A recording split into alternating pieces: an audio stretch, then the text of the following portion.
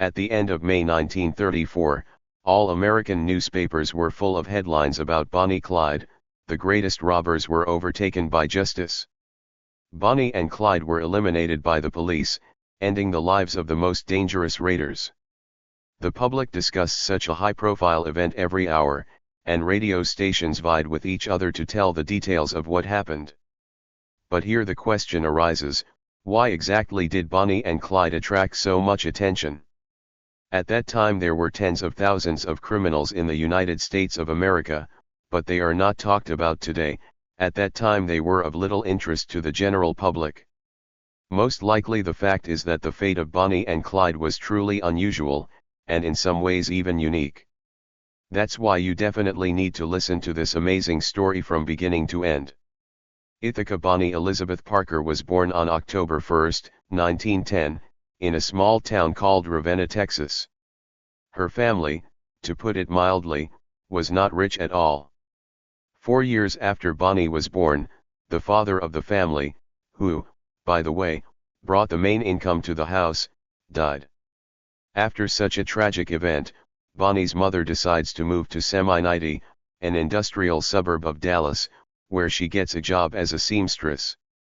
Working conditions in those days were not easy, and Bonnie, along with her 2 sisters, had to rely solely on their own strength, since their mother spent most of her time at the sewing machine. But despite this, the girl studies very well.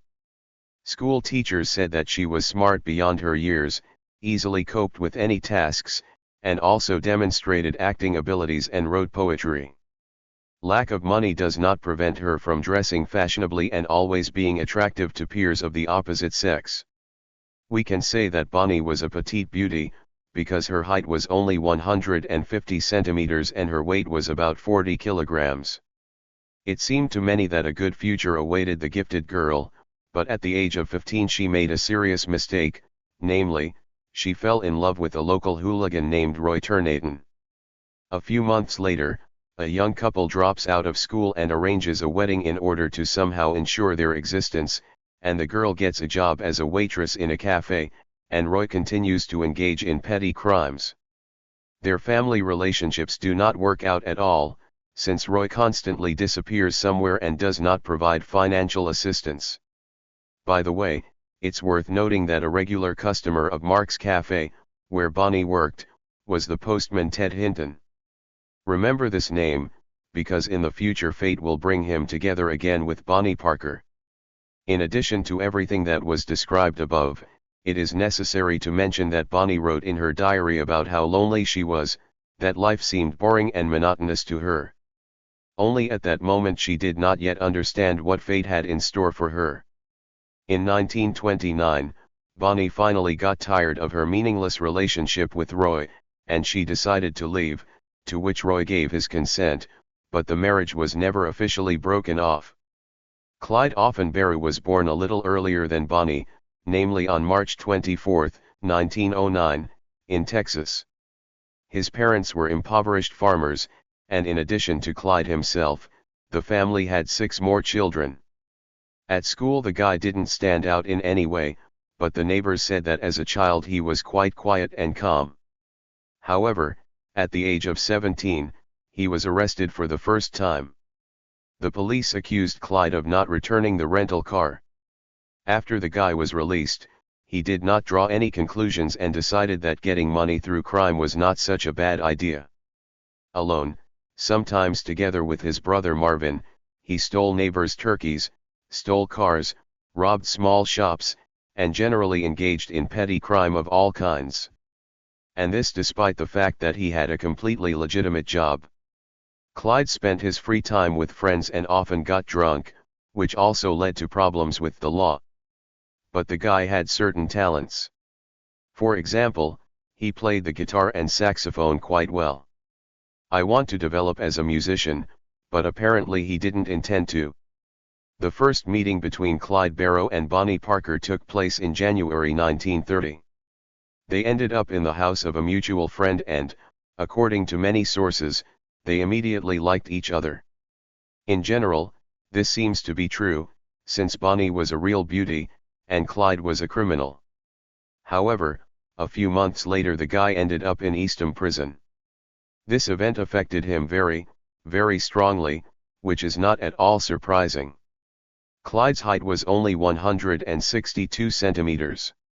He was clearly not a big guy, and his fighting qualities were, to put it mildly, so-so.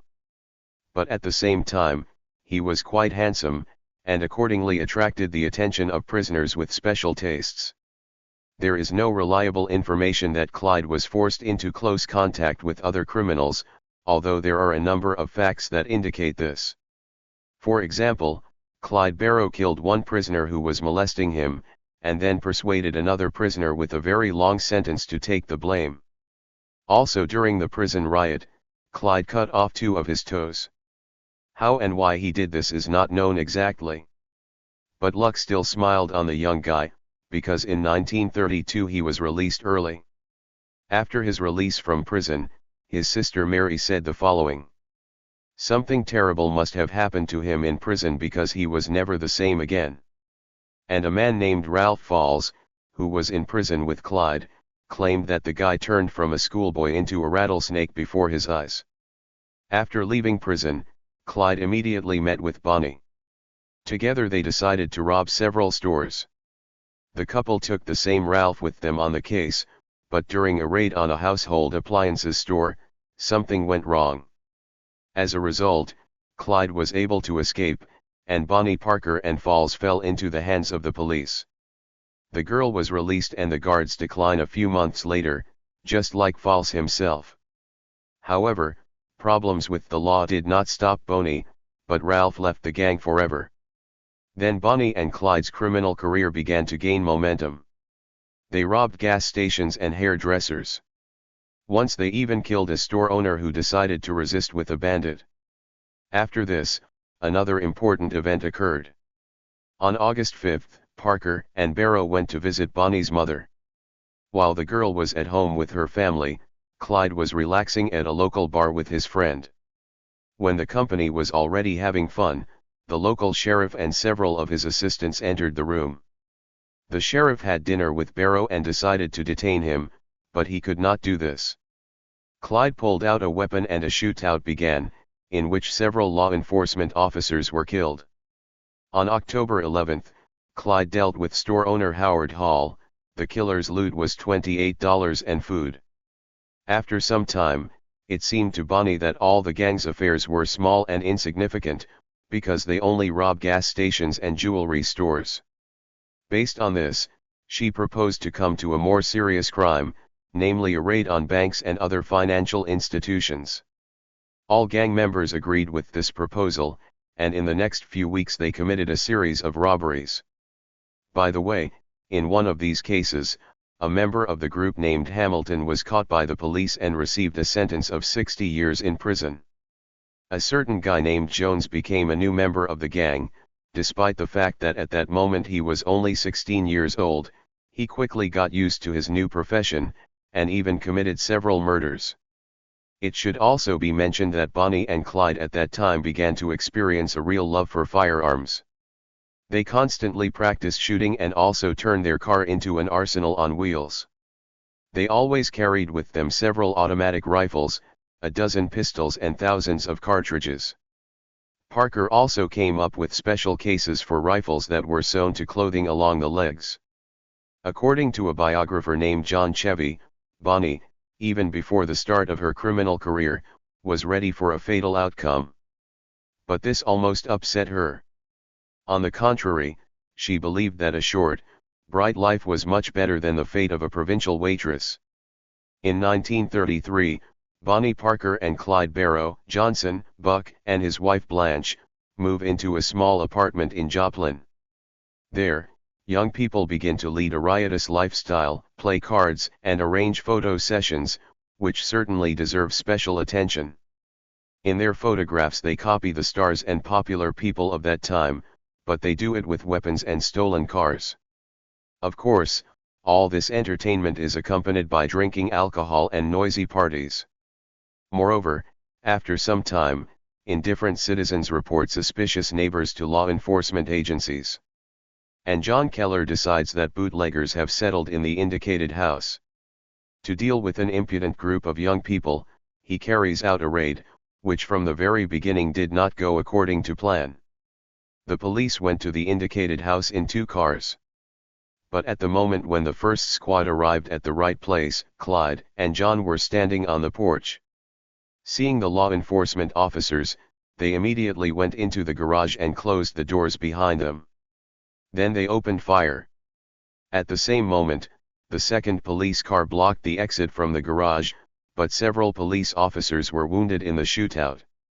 After a few minutes, it became clear to the bandits that the situation was not in their favor and something needed to be done, and urgently. Then a criminal named Buck Jones jumped out into the street and rushed towards the police car, which was blocking their path. Taking it off the handbrake, he began to push it as protection from shots. After the way was clear, the Bonnie and Clyde gang drove out in their car and disappeared in an unknown direction.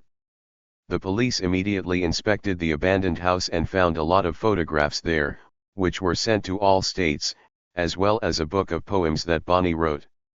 Having recovered a little from what happened, the criminals decided to continue their business. They robbed banks in Indiana and Minnesota and committed other crimes. Now things weren't so simple. The criminals could not rent an apartment or hotel room, since their faces were very well known to the public. Later, Ena Baca Blanche wrote in her book that at that time they had to hide in the forests, swim in the river and cook over a fire. Such difficulties brought discord into the gang and scandals became something commonplace. On the 10th of June another tragic event occurred. Bonnie suffered injuries and burns. This left her with a severe limp on one leg, requiring Clyde to constantly carry her on his back. In this state, Bonnie Parker could no longer continue to hide behind the lines of civilization. Everyone understood this, including Clyde. That is why he decided to check into the Red Crown Hotel, which is located in Arkansas. But the problems did not end there either. Blanche registered a room for 3 people, but 5 checked in. Food was also ordered for 5 people. Clyde parked the car in the garage in gangster style, and the new guests covered all the windows in the rooms with newspapers. All this, as well as a number of other nuances, aroused quite a lot of suspicion from the hotel owner, and he reported the suspicious individuals to the sheriff named William Baxter. The latter quickly put all the puzzles together and realized who he would have to deal with. The very next day, a group of police arrived at the hotel and the assault began, which again failed. But the security forces managed to wound Buck, and Blanche almost lost her sight from shrapnel that hit her in the face. For 5 whole days, the gang looked for a new refuge and stopped in an abandoned amusement park, which was located near the city of Dexter. Naturally, local residents knew about the events that took place last week and immediately realized who exactly was hiding in the abandoned park. Another raid occurred, but this time the police were able to detain Buck and his wife. For 6 weeks, Barrow, Parker, and John hid in the forests, trying not to attract attention to themselves. They committed robbery only when absolutely necessary. This was exactly the case until August 20th, when they robbed a gun store in Platrill and replenished their already rich arsenal with Browning machine guns. In September, the gang decides to go to Dallas so that Jones can see his family, but police officers were already waiting for him near his home and arrested him. Of the once formidable gang, only 2 remained, namely Bonnie and Clyde.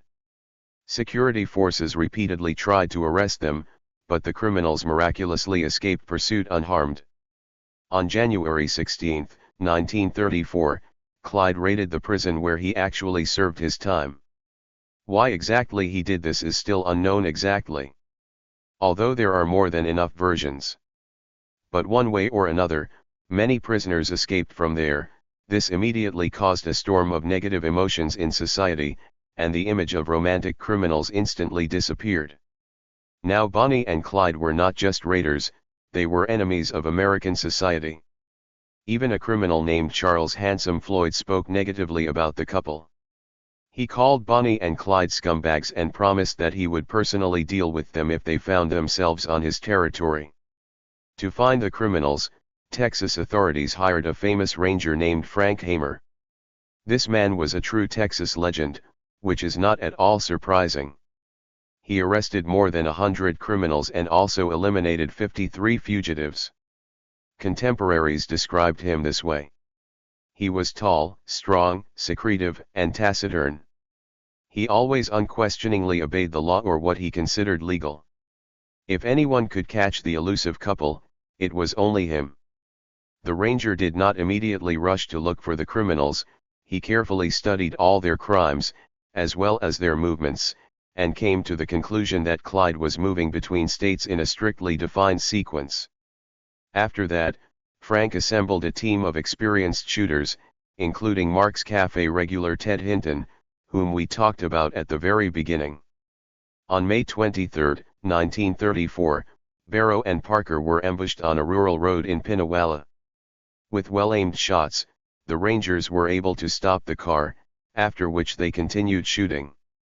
A total of 167 bullets hit the car. Naturally, it was impossible to survive there. This is how the life of two young and loving raiders ended. A little later, Ted Hinton will tell reporters the following.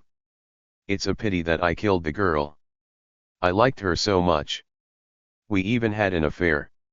However, it was initially doomed to a sad outcome. Boney was buried in the city of Fisht, and Clyde was buried in Westernines.